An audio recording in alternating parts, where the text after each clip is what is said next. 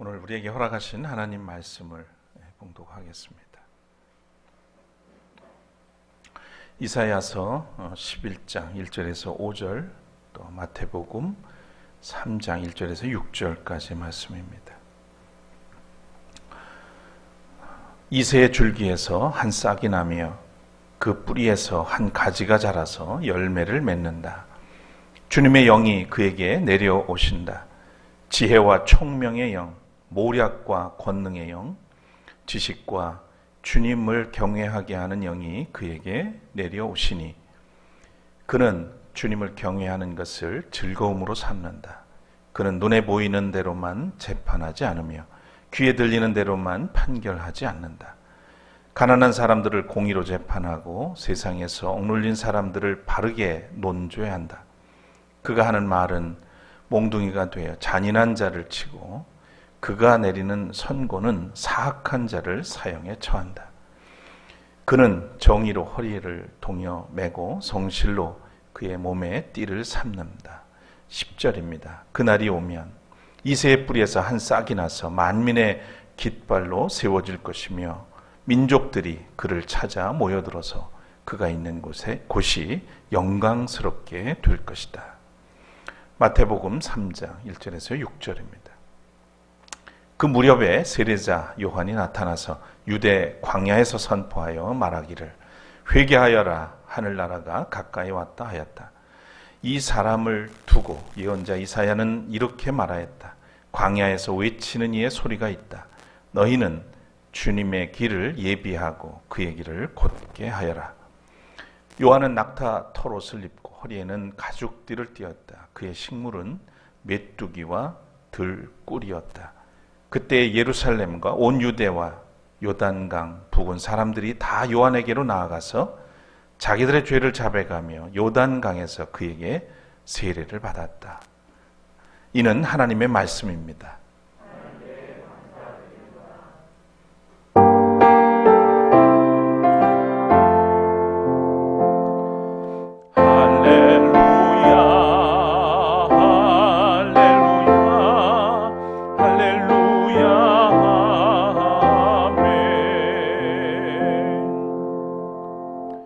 자리에 앉으시겠습니다.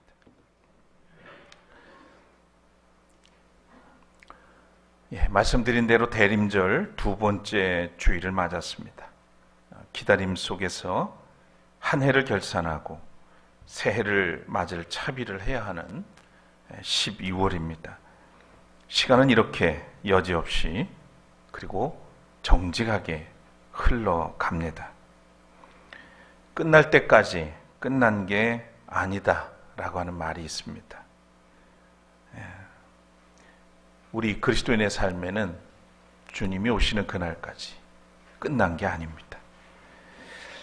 카타르 월드컵 16강행을 위한 포르투갈전에서 보여준 우리 국가대표 선수들의 투지와 그리고 연장시간 역전골을 만들어내는 그 침착함에 찬사를 보내지 않을 수 없습니다.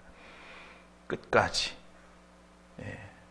휘슬이 울릴 때까지 그 한 골을 위해서 16강을 가기 위한 그 한 골을 위해서 최선을 다했던 모습을 기억합니다.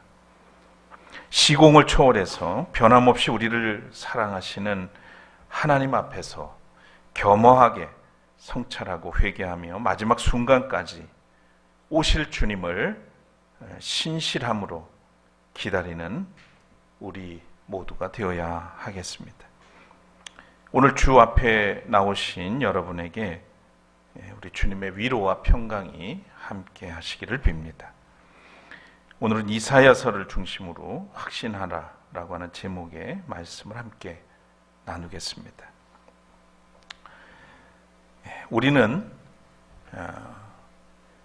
기다림의 계절, 대림절을 지나고 있습니다. 기다림은 소망이 없이는 할 수가 없습니다.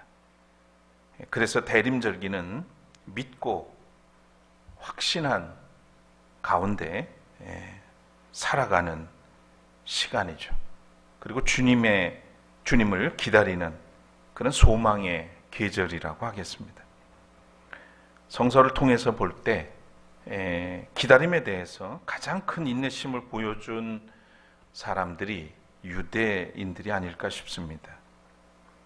예수께서 탄생하셨을 때에도 유대인들은 수백 년 동안 예언자들에 의해서 선포된 구원자인 메시아를 계속 기다리고 있었습니다. 오랜 세월 동안 다른 나라의 지배를 받으면서 살아온 유대인들이지만 오직 하나님께서 보내실 메시아를 기다리면서 하루하루를 살았습니다. 이런 메시아에 대한 기다림을 유대인들의 가슴에 처음 심어준 예언자가 바로 이사야입니다. 대예언자 이사야는 예루살렘 귀족 출신으로 기원전 8세기에 남쪽 유다 땅에서 예언 활동을 한 사람입니다. 그의 예언 활동은 40여 년에 걸쳐서 계속되었는데 남왕국 유다의 우시야 왕으로부터 요담 왕, 그리고 아하스, 그리고 히스기야 왕이 이르기까지 4대에 걸쳐서 이어졌습니다. 이사야는 사회적 부정과 도덕적 부패 그리고 불신앙에 대해서 강하게 규탄을 했고, 그리고 거룩하신 하나님을 경외하며 신뢰하라고 외쳤습니다. 그러나 이사야를 돋보이게 한 것은 메시아 대망에 대한 그의 예언 때문이었습니다. 이사야서를 통해서 우리가 알 수 있는 것은 이사야가 메시아와 관련해서 몇 가지 확신을 가지고 있었다는 사실입니다. 사람의 신념은 그의 말과 행동에서 나타나죠. 반복적인 말과 행동을 보면 그가 어떤 것을 확신하고 또 무엇을 확신하고 살고 있는지를 우리가 알 수가 있습니다. 대예언자 이사야는 당시에 어떤 확신을 가지고 있었는가? 첫째는 메시아가 오신다는 확신입니다. 먼저 구원자가 오신다는 확신이죠. 이사야 이전에 활동한 여러 예언자들도 있었지만 그들은 메시아에 대한 예언을 하지 않았습니다. 그런데 이사야는 메시아가 오실 것이라는 새로운 예언을 하게 되죠. 그것은 메시아가 오신다는 확신이 그에게 있었기 때문입니다. 오늘 본문은 메시아가 오신다는 이사야의 확신이 잘 나타나 있는 구절입니다. 본문 1절을 보면 이사야는 이새의 줄기에서 한 싹이 나며 그 뿌리에서 한 가지가 자라서 열매를 맺는다, 이렇게 이야기를 하죠. 다윗 왕의 후손 중에서 메시아가 날 것임을 예언했습니다. 이새는 바로 다윗 왕의 아버지이기 때문이죠. 이사야서에는 본문 외에도, 오늘 읽은 본문 외에도 메시아가 오신다는 확신이 여러 군데 나타납니다. 9장 6절에서 한 아기가 우리를 위해 태어났다. 우리가 한 아들을 모셨다. 그는 우리의 통치자가 될 것이다. 그 이름은 놀라우신 조언자, 전능하신 하나님, 영존하신 아버지, 평화의 왕이라고 불릴 것이다 라고 했습니다. 또 11장 10절 오늘 읽은 본문에도 또 그날이 오면 이새의 뿌리에서 한 싹이 나서 만민의 깃발로 세워질 것이며 민족들이 그를 찾아 모여들어서 그가 있는 곳이 영광스럽게 될 것이다, 이렇게 기록하고 있습니다. 또 16장 5절에서도 다윗의 가문에서 왕이 나와서 신실과 사랑으로 그 백성을 다스릴 것이다. 옳은 일이면 지체하지 않고 하고 정의가 이루어지는 것을 보여줄 것이다 라고 했습니다. 이처럼 여러 번의 언급을 통해서 이사야는 메시아가 오신다는 확신을 뚜렷하게 갖고 있었다는 것을 알 수 있습니다. 두 번째, 오실 메시아는 정의와 공의로 통치할 것이라고 하는 확신입니다. 이사야가 가지고 있었던 이 두 번째 확신은 메시아의 성격에 관한 것이라고 할 수 있겠습니다. 읽은 본문 3절에서 5절까지의 말씀에 그것이 잘 드러나 있죠. 이렇게 기록되어 있습니다. 그는 주님을 경외하는 것을 즐거움으로 삼는다. 그는 눈에 보이는 대로만 재판하지 않으며 귀에 들리는 대로만 판결하지 않는다. 가난한 사람들을 공의로 재판하고 세상에서 억눌린 사람들을 바르게 논죄한다. 이 말씀에 의하면 오실 메시아는 외적인 것으로 사람을 판단하거나 차별하지 않습니다. 오직 정의로 모든 사람을 차별 없이 판단하십니다. 심지어 가난한 사람들조차도 정의의 기준으로 심판하신다고 말씀하고 있습니다. 악인에게는 뭐 말할 것도 없습니다. 그들의 지은 죄에 대해서 하나님은 심판하신다는, 강력하게 심판하실 것을 분명히 오늘 본문에도 언급해 놓았습니다. 이사야서에는 본문 외에 오실 메시아가 정의와 공의로 통치할 것이라는 이 확신이 나타나 있는 구절은 또 있습니다. 9장 7절에 메시아가 그가 다윗의 보좌와 왕국 위에 앉아서 이제부터 영원히 공평과 정의로 그 나라를 굳게 세울 것이다. 만군의 주님의 열심히 이것을 반드시 이루실 것이다. 이렇게 기록되어 있습니다. 또 16장 5절에도 오실 메시아가 다윗의 가문에서 왕이 나와서 신실과 사랑으로 그 백성을 다스릴 것이다. 32장 1절에서도 오실 메시아가 공의로 통치할 것이다. 또 이렇게 말씀합니다. 여러 구절에서 나타난 것처럼 이사야는 오실 메시아가 정의와 공의로 통치할 것이라는 확신을 가지고 있었습니다. 세 번째, 메시아가 와서 통치하게 되면 평화의 시대가 될 것이라는 확신입니다. 이사야가 가지고 있었던 세 번째 확신입니다. 메시아의 시대에 관한 내용이죠. 본문 6절 이하에 나온 말씀입니다. 그때에는 이리가 어린 양과 함께 살며 표범이 새끼 염소와 함께 누우며 송아지와 새끼 사자와 살찐 짐승이 함께 풀을 뜯고 어린아이가 그것들을 끌고 다닌다. 암소와 곰이 서로 벗이 되며 그것들의 새끼가 함께 눕고 사자와 소처럼 풀을 먹는다. 젖 먹는 아이가 독사의 구멍 곁에서 장난하고 젖된 아이가 살무사의 굴에 손을 넣는다. 여러분 개역 성경에 익숙해가지고 이걸 이렇게 풀어놓아서 이게 웬 새로운 말씀인가 이렇게 들릴지 모르겠지만 우리가 잘 아는 내용입니다. 현실 세계에서는 찾아볼 수 없는 광경이죠. 개연성이 없어 보입니다. 하지만 분명히 메시아가 오셔서 통치하게 되면 모든 피조물이 평화롭게 공존할 것이라는 그 확신이 잘 나타나 있습니다. 이사야서에서 말씀 앞에서도 드린 것처럼 다른 구절에도 여러 번 나타나죠. 피조물들이 평화를 누릴 것이다 하는 말씀이 여러 곳에 나옵니다. 오늘 읽었던 6절에도 메시아가 평화의 왕이라고 소개를 했고 또 7절에서는 그의 왕권은 점점 더 커지고 나라의 평화도 끝없이 이어질 것이라고 했습니다. 32장 17절에서는 메시아가 행할 의의 열매는 평화요 그 결과는 영원한 평안과 안전이라고 그렇게 전해주고 있습니다. 이 구절들대로 이사야는 메시아가 와서 통치하게 되면 모든 피조물이 평화를 누리는 그런 시대가 될 것이라는 확신을 가지고 있었습니다.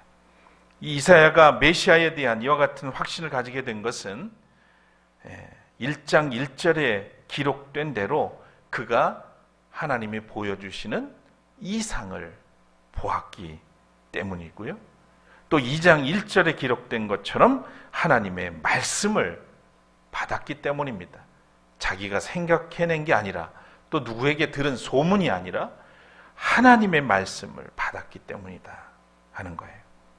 여러분, 사람은 확신할 때 몸이 움직입니다. 믿는 대로 행동하죠. 신뢰하는 만큼 자신을 맡기게 됩니다. 그래서 누군가를 절대적으로 신뢰하면 사람을 절대적으로 신뢰할 수는 없지만 그만큼 믿음이 많으면 많을수록 자신을 기꺼이 그에게 맡기는 그런 모습들을 우리는 보게 되죠. 자, 그러면 이사야는 이런 확신을 바탕으로 메시아의 오실 메시아를 위해서 뭘 했을까? 이사야는 도대체 이런 확신을 가지고 하나님의 뜻을 따라서 세상을 향해서 뭘 했나 보니까요. 첫째는 입으로 백성들에게 전했어요. 이사야는 기원전 740년 유다 왕 우시야가 죽던 해에 예언자로 부름을 받았고 약 40년 동안 예언 활동을 합니다. 특별히 기원전 722년에 북왕국 이스라엘이 아시리아에 의해서 멸망을 당한 후에는 메시아에 대한 예언을 하기 시작합니다. 아시리아에 의해서 북왕국이 멸망하는 그런 모습을 보면서 백성들을 향해서 메시아에 대한 예언을 하는데 그 횟수로만 봐도 20년이에요. 그러니까 40년 중에 반 정도는 계속 메시아에 대한 메시지를 사람들에게 전했다는 겁니다. 이렇게 이사야는 입으로 백성들에게 메시아에 대한 말씀을 전함으로써 백성들로 하여금 메시아가 임할 시대를 준비하게 했습니다. 두 번째는 말씀을 기록으로 남겨서 후세에 전한 거죠. 말만 한 게 아니라 기록을 해놨습니다. 8장 16절에 보면 하나님께서 이사야에게 말씀하시기를 나는 이 증언 문서를 밀봉하고 이 가르침을 봉인해서 나의 제자들이 읽지 못하게 하겠다고 하셨습니다. 이사야는 자기가 믿었던 메시아에 대해서 동시대 사람들에게 입으로 열심히 전했을 뿐만 아니라 후대의 사람들에게도 전하기 위해서 문서로 기록했음을 보여주는 대목입니다. 이사야의 이런 확신에 찬 메시아에 대한 소망과 선포는 오늘 어떤 사명이 우리에게 있는지를 알려주죠. 이사야의 예언대로 메시아인 예수께서 이 땅에 오셨습니다. 그리고 정의와 공의로 지배하는 평화의 시대를 열어 놓으셨습니다. 정의를 이루기 위해 높은 사람을 낮추고 낮은 사람을 높였습니다. 공의를 이루기 위해 성전 뜰 안에서 장사하는 사람들을 내쫓으시고 돈을 바꾸어 주는 사람들의 상과 비둘기 파는 사람들의 의자를 둘러 엎었습니다. 누구나 평화를 누리며 살 수 있도록 이웃의 허물을 용서하되 70번씩 7번이라도 용서하라고 하셨고 이웃을 사랑하되 자기 몸처럼 사랑하도록 하셨으며 사랑의 대상을 넓혀가되 원수까지 포함하도록 하셨습니다. 이사야가 예언한 메시아는 이 땅에 오셨고 그것을 보여주셨습니다. 그 모습을 본 사람들과 그의 말씀을 들은 사람들은 이사야가 가졌던 확신을 가지고 이사야가 그랬던 것처럼 입으로도 전하고 문서로도 전했습니다. 수많은 사람이 그들이 전하는 그런 말씀을 통해서 예수가 메시아이고 또한 그가 그리스도이신 것을 알게 되었고 믿게 되었으며 또한 따르게 됐습니다. 그 기독교 역사는 이것을 우리에게 가르쳐 주고 있죠. 여러분은 어떻습니까? 메시아로 오신 예수님에 대해서 분명한 확신이 있으신지요? 확신이 없이는 그 믿음의 증거를 삶 속에서 나타낼 수가 없고, 오늘 기도하신 것처럼 이 혼탁한 세상에서 확신이 없으면 흔들릴 수밖에 없어요. 많은 사람이 예수님을 세계 4대 성인 중에 한 사람으로 생각합니다. 어떤 사람들은 위대한 선지자 중에 한 사람이라고 생각하지요. 또 어떤 사람들은 뛰어난 스승 중에 한 분으로 생각합니다. 어떤 사람들은 특별한 혁명가 중에 한 분으로 생각합니다. 하지만 예수님은 분명 하나님의 아들이시고 그리스도이십니다. 예수님은 인류를 죄에서 구원하기 위해서 인간의 몸을 입고 이 땅에 오셨습니다. 화목제물이 되어서 대속의 십자가에 달려 죽으신 구원자이십니다.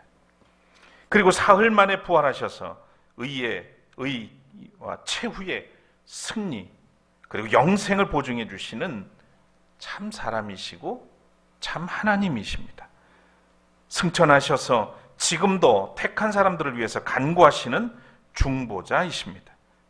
그리고 다시 오셔서 이 세상을 심판하실 심판자이시죠. 정의와 평화로 다스리시는 평화의 왕이요 영생을 주시는 생명의 주님이십니다. 우리에게는 예수 그리스도에 대한 이런 확신이 있어야 하겠습니다. 예수님을 아는 사람이라면, 또 예수님을 믿는 사람이라면, 예수님을 따르는 사람이라면 이런 예수 그리스도에 대한 확신이 우리에게 있어야 하겠죠. 그리고 예수님이 소망의 주요, 생명의 주요, 평화의 주님이심을 세상에 전해야 하겠습니다. 사랑하는 교우 여러분, 오늘 우리 사회가 비정상적이고 비상식적인 사회, 검찰 권력의 난동으로 어지러운 사회, 희생자와 가족이 애도와 위로도 받지 못하는 사회, 노동자와 민중이 고난받는 세상이 되어버린 그런 상황들을 우리가 볼 때 교회와 그리스도인의 책임을 피할 수는 없는 겁니다. 우리가 부르심에 합당하게 살지 못한 까닭이죠. 사명을 다하지 못한 결과들입니다. 남을 탓하기 전에, 누구를 탓하기 전에 우리가 하나님의 이 믿음, 예수가 누군지에 대한 확신을 가지고 그 믿음대로 행동하고 그 사명을 우리가 감당해 왔다면, 세상에 이 진리를, 복음을 제대로 전하고 그렇게 살았다면 일어나지 않을 일들이 오늘 우리 사회는 버젓이 일어나고 있기 때문에 우리에게도 책임이 있다는 말씀을 드린 겁니다. 이제 오실 메시아에 대한 확신을 가지고 이사야가 전했던 것처럼, 또 세례 요한이 광야에서 절망 속에 있던 곤고한 사람들을 향해서 주의 길을 예비하며 회개하라고 외치고 또 회개의 세례를 베푼 것처럼, 예수님께서 그리스도시라고 하는 확신을 가지고 초대교회 성도들이 땅끝까지 전했던 것처럼, 하나님과 교회를 조롱하듯 미신과 추술적 신앙이 요동치고 이단들이 득세하며 목사들의 거짓 선동이 난무하는 이 땅에서 지금 그리스도인이 할 일은 끝까지 하나님께 소망을 두고 그분을 신뢰하는 것입니다. 또한 예수 그리스도에 대한 확신을 품고 진리의 복음을 선포하는 일이죠. 입이 아니라 몸으로, 또 말이 아니라 삶으로 전해야 하겠습니다. 대림절기에 지나온 삶을 회개하고 예수님에 대한 확신과 소망을 품고 거룩한 삶으로 구세주의 탄생을 전파하는 샘터 가족들 되시기를 주의 이름으로 축복합니다.